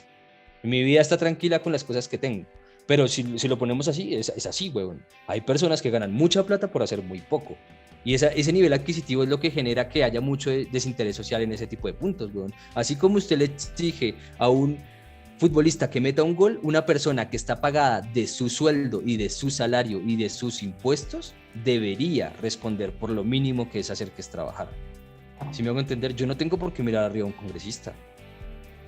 Parce, a lo bien. Y una vez entró este man Ordóñez al lugar donde yo trabajaba, sacaba una impresión y yo, llegó esta rata, hijo de puta, yo me miro como un culo, weón. Y no es mierda. Porque es que yo no tengo por qué tenerle respeto de una persona que no tiene respeto por sus iguales, weón. Vea, en los países, no sé, en los Netherlands, en los Países Bajos. ¿Se pilla? En los Países Bajos, las personas ganan un salario mínimo y un congresista gana 3 veces de ellos. Estamos hablando de que una persona, no significa que un congresista gane más que una persona del salario mínimo, significa que una persona con el salario mínimo puede vivir muy bien, weón. Y esa brecha salarial, obvio, marica, genera como un bache psicológico, weón, de saber que una persona es superior o no, ¿sí? O sea, estamos hablando de que una persona le dice doctor a un senador y ese man, y le rinde respeto a una persona que no conoce, y tampoco, ese es el problema político en Colombia también. Es demasiado fuerte eso, weón, que una persona psicológicamente se siente invadida por el poder que pueda llegar a tener otra persona simplemente por tener plata. Eso es muy complicado, weón. El bache social que tenemos nosotros es por eso, weón. Y en esto sí quiero ser muy enfático. Esto es técnicamente, la administración de un país define su estado social. Siempre. La manera como usted maneje su sueldo, obvio, le va a permitir tener cosas o no tenerlas, weón, a vivir mejor o a no vivir mejor. Si estamos hablando de un presidente, de un congresista, si esa persona administra bien el poder que tiene, obvio le va a ir mejor al resto de las personas, marica. Pero usted no puede tener empatía con una persona a la que usted le está subiendo 200 pesos a un huevo, marica, cuando usted sabe que de su salario no le va a doler. 200 pesos por una persona que gana 39 millones de pesos no es un problema. Para una persona que gana el mínimo, sí. Porque ya no son 4 huevos, son 3. Es muy fuerte lo que estoy diciendo, pero es la verdad, huevón. O sea, la manera como se administra Sí, o sea, esa desigualdad que tenemos nosotros es por eso, weón, porque no tenemos No, una correlación. Sí, o sea, puede ser. Tiene toda la razón en cuanto al punto de que sí, la comparación es 1.000.000 a 39 millones. Pero lo que pasa es que, porque hice la distinción de sociedad política y sociedad económica o sociedad de clase social. Porque para mí, 34 millones a comparación de las grandes élites de Colombia, que son realmente el 1% que decía David al principio de nuestra conversación, no es nada, güey. 34 millones o 39 millones de pesos no es nada. Si comparamos los 39 con una persona que gana el salario mínimo, sí, por supuesto que hay una gran diferenciación, pero 39 millones no es ni mierda a comparación de las grandes élites que realmente son los que manejan el Pero país. es que es como si me lo midieras por el estado de Gini, como por esa gráfica de Gini, o sea, y yo a la gráfica, si Colombia supuestamente está entre los países más pobres del mundo, ¿por qué Nueva No más Guinea no pobres, está entre los más desiguales. más desigual? Bueno, ¿por qué Correcto. Nueva Guinea no está entre los países más desiguales del mundo? Porque Guinea es totalmente diferente a lo que somos nosotros. Exacto. O por qué Sierra Leona no está entre los más desiguales del mundo. Lo que pasa es que la estadística de Gini dice que se mide al más rico sobre el más pobre. Lo que pasa es que esos países son tan pobres que no hay un huevón que sea más rico y más pobre que el otro, huevón. El dictador es el más rico de ese puto país. Correcto, ¿Sí sí, pilla? claro, ¿verdad? ¿Sí pilla? Entonces, en Colombia lo que pasa es esto, por eso digo, Colombia no es un país pobre. Nunca vamos a ser un país pobre, marica. Colombia es un país desigual porque está muy mal administrado. Estamos Y de esa acuerdo. mala administración nos tiene en un bache de desigualdad tan fuerte, huevón. Pero más allá de la Vea. mala administración, es porque la administración no depende de la democracia, sino la administración depende de las potencias económicas. Esos son los que mueven el país, güey. Obviamente, pues nosotros vamos a tener una mala administración porque la mala administración no nos compete a nosotros. Pero ¿usted cree que para las élites colombianas es una mala administración?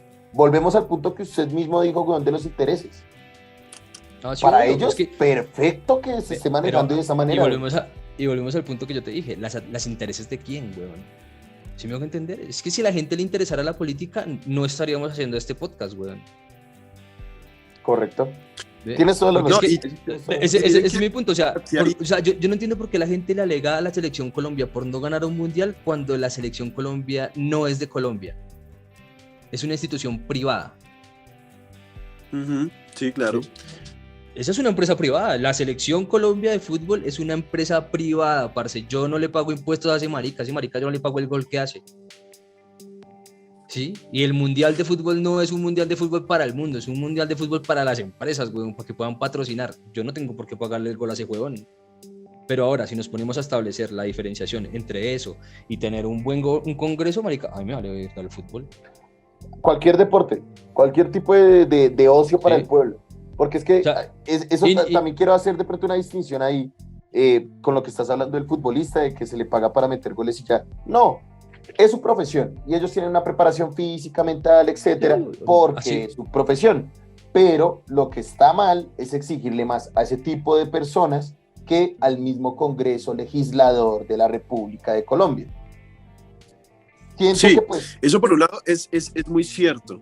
Sin embargo, miren que esto nos da para hablar la brecha de las clases sociales que tenemos, porque pues obviamente lo que decíamos al principio de la conversación, el término de que se le cobre al que gana más de 10 millones de pesos un impuesto y al que gana de 10 millones para abajo, pues obviamente no, y ciertas condiciones que tienen que ver con la reforma tributaria, ¿no? Digamos que dentro de la brecha salarial también está la brecha de las clases sociales, ¿sí? Porque no es lo mismo decir que un futbolista gana, no sé, 200 y pico de millones de pesos al año, ¿sí? Y que un sujeto que vive del día al día, o sea, que más o menos está haciendo entre 12.000, 15.000 pesos, o máximo 20.000 pesos, va a tener esas mismas condiciones. Y las condiciones de adquisición y las condiciones de dignificación de lo que es su trabajo y obviamente su modo de vida. Eso me parece importante porque aquí ya estamos determinando, mire, el problema, sí, el futbolista gana más porque la empresa privada le va a pagar por hacer tantos goles y demás. y le exigimos al futbolista porque dejamos llevar por la pasión del fútbol, ¿sí? Aunque en Alemania hay un fútbol diferente, especialmente con el St. Pauli. El St. Pauli de Alemania es totalmente diferente, es el primer equipo del mundo, el primer equipo de fútbol del mundo donde sus hinchas son o pertenecen al anarquismo o pertenecen a los movimientos sociales de extrema izquierda. Sí, correcto. Es muy diferente, y todo lo que hacen ellos no es para su club, aunque haya una representación para el club, sino todo lo que se vende, todas las entradas, y es con la hinchada más grande del mundo. Efectivamente es un club de fútbol que no está en la primera división, está en la segunda, pero que mueve socialmente y hacen muchísimas cosas sociales por todas las digámoslo así, por todas las clases sociales bajas y recontrabajas que tienen en Europa, en África. Mejor dicho, esta gente mueve tanta plata que va directamente para aquellos que verdaderamente lo necesitan. Eso por un lado. Es un equipo de fútbol con una razón social. Exactamente. Es distinto, técnicamente es una SAS, weón. Sí, realmente sí. Y Sí. a lo que voy es que miremos cómo la sociedad colombiana le exige más verdaderamente, desde el más pobre, de extrema pobreza, hasta el más clase media, a un jugador, y no a lo que decía Daniel. Lo que pasa es que en Colombia tenemos un problema de meritocracia muy fuerte. Sí. Aquí sí, demasiado fuerte. Y la meritocracia para mí es la cosa más facha que puede existir en el mundo, ¿no? Si yo me esfuerzo, si yo me parto el culo, pues yo lo voy a lograr, pues obvio, marica, pero si no tiene las oportunidades, pues tampoco. Sí. Si hacemos un símil entre la periferia, si hacemos un símil entre la periferia de Estados Unidos, el área periférica de Estados Unidos, ¿sí? Si hacemos ese mismo símil entre la parte del distrito de Iguala y Cocula en México, y si hacemos un símil entre Cali y Valle del Cauca, parce, pasa exactamente lo mismo. A las personas le quedan 3 opciones: o se miden al narco, o se juntan con el narco, weón, o trabajan en la empresa más grande que encuentren del lugar donde están viviendo, o simplemente se van del país. No hay 3 opciones, no hay otras 3, weón. O se busca la oportunidad en otro lado, o le toca tragar mierda donde está. Y ese es mi punto, weón. Digamos, en Cali, ¿qué es lo que pasa, weón? Usted le quedan 3 opciones: o trabaja para las licoreras, las destileras de Cali, o trabaja para las papelerías de Cali, la empresa de papelería de Cali, o trabaja para las azucareras. No hay más, weón. No hay más empresa, marica. En Cali las 3 grandes son esas. No hay más empresa. ¿Y cuál es la otra empresa que le queda a usted? Pues el narco, marica, porque Cali mueve mucha droga, weón. No queda de otra, marica. Y entonces, ¿qué hace el man si solo tiene esas 3? ¿Y cuál es la otra que le queda? Pues largarse, marica. Pero las opciones no son para largarse, weón, porque para largarse también necesita poder adquisitivo, weón. Va a poder viajar y transportarse, no sé, a Estados Unidos, a México, así sea a Bogotá, marica, necesita plata. Bueno, Cali es una potencia económica de Colombia. Discrepo, sé que pues son 3 grandes potencias. La situación de criminalidad en Cali ahorita está muy complicada, y no solo en Cali. Miremos a los dados: Camundí, Jumbo, sí, está un poco compleja está compleja la situación de criminalidad. Muy lejos, weón. O sea, yo me acuerdo cuando fue lo del estallido social, que estaba el Flaco Solórzano, weón. El Flaco Solórzano vive en una de las ciudades, en una de las partes más premium de Cali, weón. Tiene un apartamento. Y el man está con el celular así, weón, mirando para atrás, weón. Se lo puedo asegurar, es como de aquí que yo veo Usme desde mi ventana, weón. Aquí que yo veo Usme desde mi ventana. Es exactamente la misma distancia que el man está mostrando, weón. Y el man llega y dice, allá queda Siloé. O sea, analicen cómo es la diferencia social en Colombia, que a menos de 2 barrios están matando gente donde viven los ricos, weón. No, aquí en Colombia también pasa, en Bogotá, en Bogotá pasa. Sí, porque pues, o sea, está nomás la circunvalar y las claro, invasiones, está el weón, Bravo tal cual. Páez, está Bosques de Calderón. No, pero realmente ese es mi punto, weón. Pero digamos, dentro de todo, o sea, mi punto es ese, weón. Usted no puede juzgar por meritocracia a todo el mundo, que es lo que hace el fanatismo uribista, que llega y dice, es que yo todo me lo he ganado y nada me lo han regalado y que no sé qué, que no sé cuánta, toda esa mierda. Sí, pero la vuelta con ese punto es, parce, si no hay más opciones, no se puede, weón. Es que la oportunidad, si usted le niega la oportunidad a las personas, va a ser muy hijo de puta ganar, weón. Entonces, sí, eso sí es muy... O sea, la oportunidad debe ser para todos. ¿Por qué cree que hay tanto cocalero en la zona donde se está sembrando coca? Pues porque es más fácil venderle un bulto de coca a la guerrilla, weón, que venderle un bulto de plátano al gobierno, marica. O sea, ese es mi punto, weón. Sí, o sea, la gente dice, no, es que en Colombia creo que es como, según la estadística, el 63% del ingreso colombiano es informal. Y la gente cree que la informalidad es vender dulces en la calle. No, la informalidad es eso, weón. La informalidad es que usted le toque coger su bulto de papa y venderlo en la calle, weón, porque no hay dónde más. ¿Se pilla? La informalidad es que usted haya su vianda de pescado y en vez de poder, no sé, manufacturar ese pescado para que llegue a muchos lugares, le toque venderlo en el borde del río. Eso es informalidad, weón. Porque no tiene la manufactura para transportarlo, weón.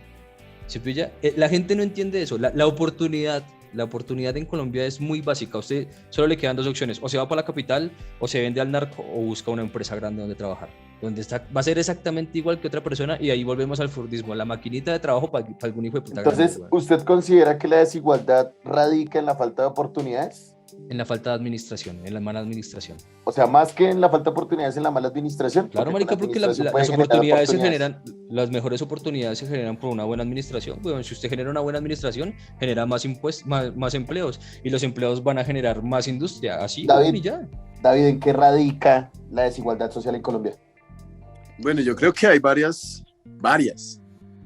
Voy a nombrar solo unas pocas, y estoy de acuerdo con Jason en el término de la administración, porque eso no genera, si hay una mala administración, no va a haber una buena oportunidad, ¿sí?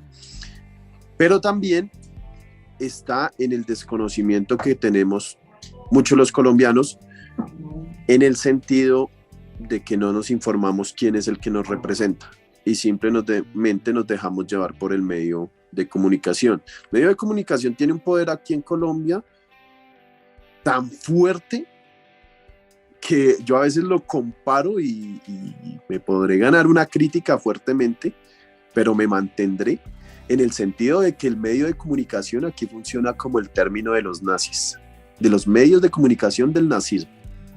Entonces, el Führer es lo mejor, glorificar, ajá, y todo el cuento, y lo que estamos haciendo lo estamos haciendo en bien del sujeto alemán y todo el cuento. Y así se replica aquí. Pues igual. Entonces, ya Stalin, cuando hay... weón, eso, cualquier dictadura. Exactamente, también Stalin. ¿Cuántas fotos, en la época en la que no existía Photoshop, weón, cuántas fotos no le retocaron a Stalin, weón? Porque se le con más de una pinta que estaba embalada, weón. Sí, eso sí es muy cierto. En la época también de Stalin, en la misma forma. Es más, cuando se traiciona, el sindicato traiciona a los obreros de la Renault, ahí hay un medio de comunicación fuertemente que les dice, no, es que aquí estamos luchando por ustedes y todo el cuento, y negocian con el dueño de la Renault y mandan a comer mierda a todos los obreros de la Renault. Y uno dice, uy, jue madre, aquí hay unas condiciones tremendas, y así funciona, ¿sí?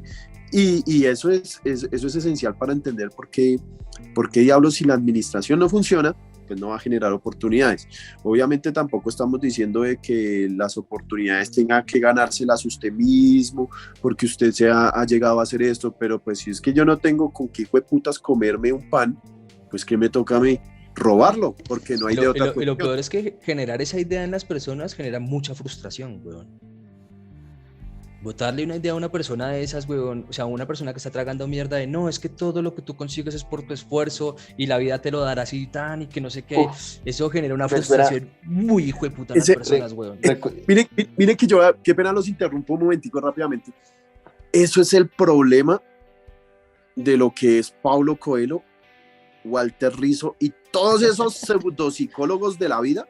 Sí. Dicen, no importa si tú comes mierda, tienes que ser feliz. Pero, weón, ¿cómo vas a ser feliz si no tengo dónde hijo de putas dormir? Pero no importa, hay que ser feliz, actitud positiva. Jorge Duque Linares a las 7 de la mañana un domingo. Pero a ese punto yo, weón, usted no puede decirle a una persona que... O sea, el problema de la gente es querer ser feliz. Yo prefiero estar tranquilo. La tranquilidad es una estación. Mentiras, la felicidad es una estación. La tranquilidad es un lugar quieto, weón. Es un lugar donde usted puede estar sin necesidad de hacer mucho. ¿Sí pilla? Pero o sea, no significa que lo que yo estoy diciendo sea una filosofía de vida, weón, es mi manera de ver la vida, weón, yo no le puedo vender eso a la gente. Yo no le puedo decir a la gente, es que lo que tú consigues en la vida es porque tú te lo has ganado y porque tú te lo has buscado y es que tú lo atraes, marica. Si entonces una persona, digamos una niña, weón, la viven violando todos los días, weón, ella se lo buscó, ella lo atrae. Es muy fueputa pensar así, weón. Es muy peligroso Exacto. pensar así. Sí. Es muy peligroso, weón. Y esos son métodos del fascismo. Métodos Sí, claro. para que sigan dominadas las clases y sigan ahí, ay, sí, hay que esforzarse.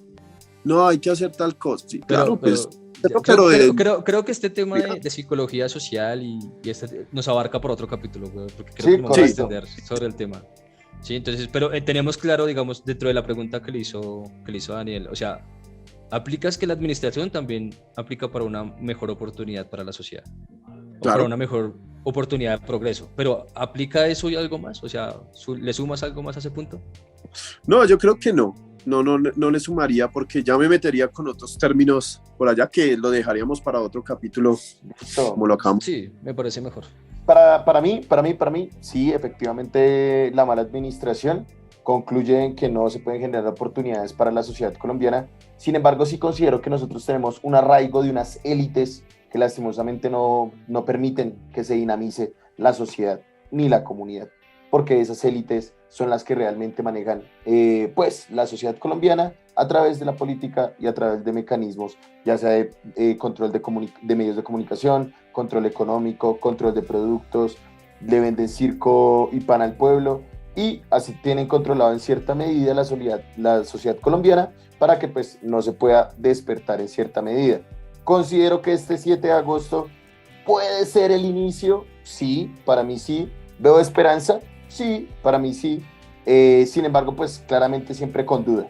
Si este señor llega a realizar a través de él o sus delegados cualquier acción errónea en contra de la comunidad de la sociedad colombiana, lo señalaré. Eso también está mal, que nosotros glorifiquemos y lo creamos también un mesías al presidente en turno, porque lo que va a suceder es que... No hay que ser mesiánico, la gente tiene que entender que ser de izquierda o ser de centro no es creerse todo lo que alguien le diga. Así es. Porque hay que, o sea, si hablamos un país democrático, tenemos que aceptar los resultados, pero también tenemos que ser responsables de los resultados. Así es. ¿Qué fue lo que pasó con Duque? Duque se puso a prometer hasta la cama del perro, weón.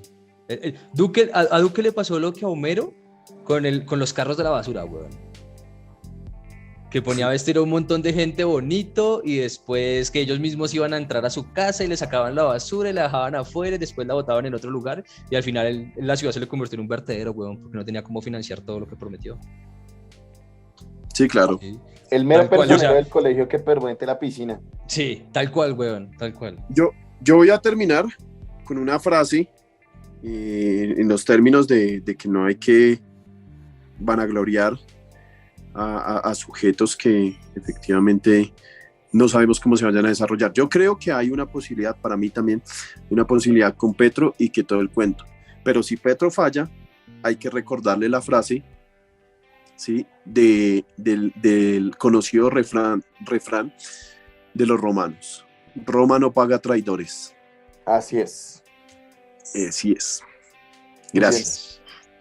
Sí, Bueno, como los franceses, buscaremos la guillotina para alimentarla con tu cabeza. Tal cual. Uy, no coman pan, coman pastel, viejitos. Muchas gracias en serio por el día de hoy. Consideramos que este P de Colombia ha sido un proyecto interesante que pues esperemos podamos disfrutar juntos y podamos disfrutar con todas aquellas personas que logren llegarle la información. Jason, ¿quieres algo que decir? No, nada, que espero que nos vaya bien. O sea, sea muchos o sea muy pocos los que escuchen esto, espero que este proyecto dure bastante, porque es bastante agradable hablar de los temas David. que tocamos. Nada, muchísimas gracias por la invitación y esperar a que los demás se motiven y que entiendan que el concepto de política no es simplemente un concepto alejado de ellos, sino que es para todos y nos involucra a todos. Y gracias. Vale, listo. Buen equipo, muchas gracias. Feliz 7 de agosto del 2022, día para la historia colombiana. Que tengan buen día. Duque, chao, Gracias. chao. Chao.